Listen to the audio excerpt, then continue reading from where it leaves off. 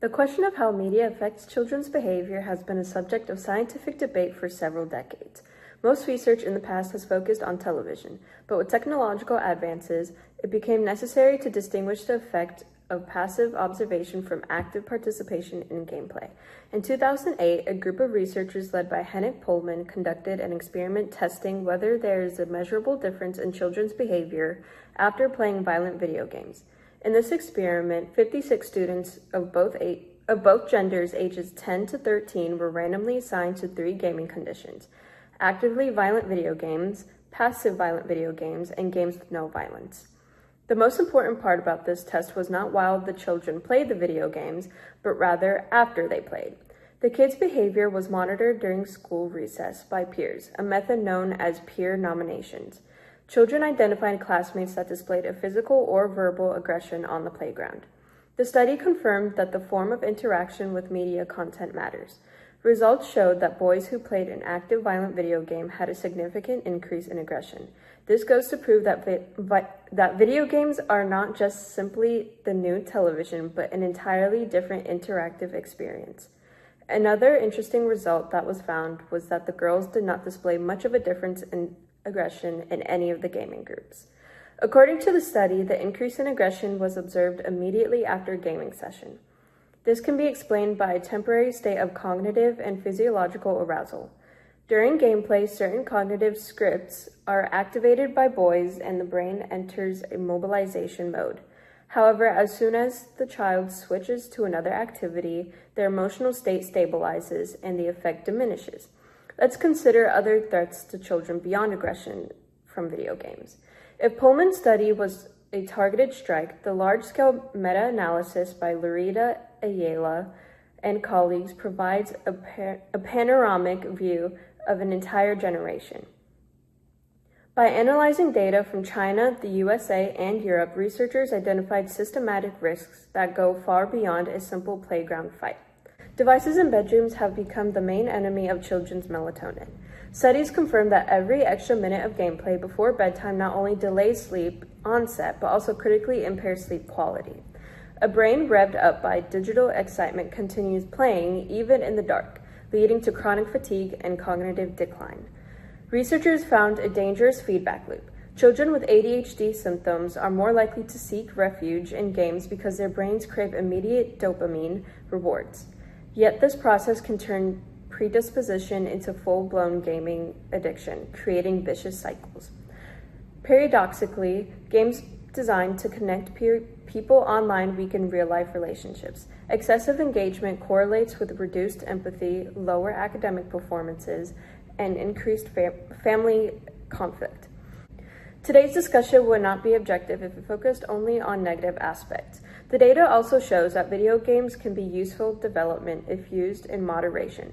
They improve visual attention, the ability to quickly switch focus between tasks, spatial reasoning, and information processing and speed. Now let's go see what people think in the Treasure Coast community. Now I'm joined with Lexi. Hi. Lexi, do you believe that violent video games causes aggression in people? I think it depends.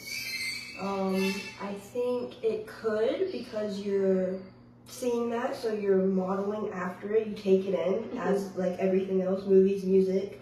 But at the same time, most of the time, probably not, because we know not to do those things.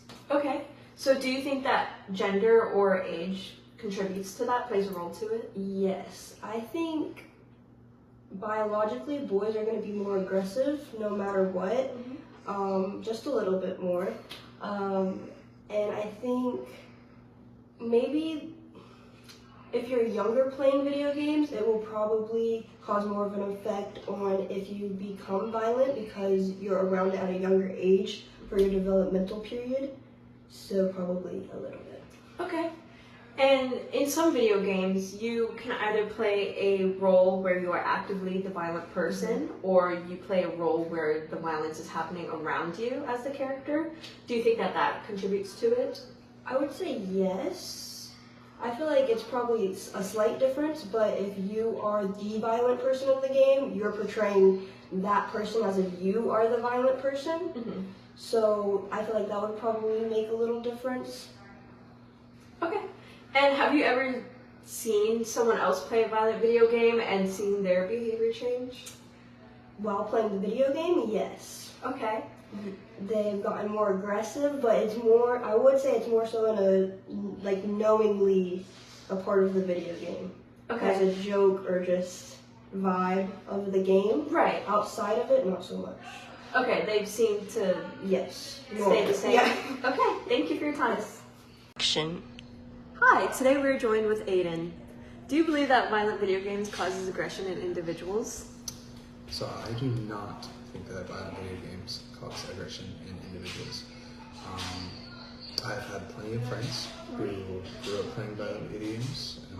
When we say violent, I mean we talk about games such as Call of Duty, GTA, things that involve doing violent crimes that no one should ever think of doing in their spare time. And yes, that does sound very controversial, but for the people that I know personally, I do not think that it has ever caused them to ever enact on the things that they have played. I believe that doing those hatred things and illegal things and violent things is based off of a person's nature, not based off of video games that they play. Okay. So would you say that you are a person who plays video games yourself? Violent video games? Yes. Not often, I wouldn't say. There's like the occasional like maybe shooter game or something like that, but that's pretty much it. And have you ever experienced, like, noticed a difference in your behavior when you've played those games? I mean, it's just like any other game. You lose, you get frustrated, you win, you get happy, but that's pretty much it. Okay. And if or when you do have children, would you allow them to play violent video games? So I wouldn't allow my children to play violent video games up until a certain age, only because my mother did the same thing, and I think it's a good thing to do, just morally, because as you wouldn't want to see your kid watching that in a movie, you wouldn't want to see them playing that in a video game. Just for tons of other things in the world. So I wouldn't say that there's a specific age limit, but there's a maturity level. Okay.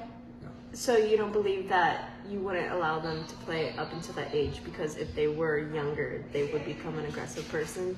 Not that they would become an aggressive person, just that it's inappropriate to see something like that. Okay. Yeah. All right. Thank you. In my opinion. All right. Thank you for your time. You're very welcome. Hi, now we're at the IRSC Pruitt campus here with Alessia. So, do you believe that violent video games causes aggression in people? I think it depends on the severity of the violence in video games and also how you're raised and how well you self-regulate. Okay. Do you think that gender or age might contribute to how it affects a person? I don't think gender might affect it, but I do think age will because there's a lot of different age groups and a lot of different influences in those age groups that might cause more aggression than some other ones. Okay, yeah. So, while some people are playing these games, they experience flare-ups where they get aggressive in the moment, however it goes away after playing. Do you believe that if children have more of these flare-ups when they are young, that they'll develop it into their behavior as they get older? I don't necessarily think that it'll affect their behavior. It might if they play these video games for too long, but if they know how to self-regulate, then I think it wouldn't affect their behavior that much. And also at home, how their parents raise them and what they teach them from right from wrong, then that'll also affect how they manage stress. Okay.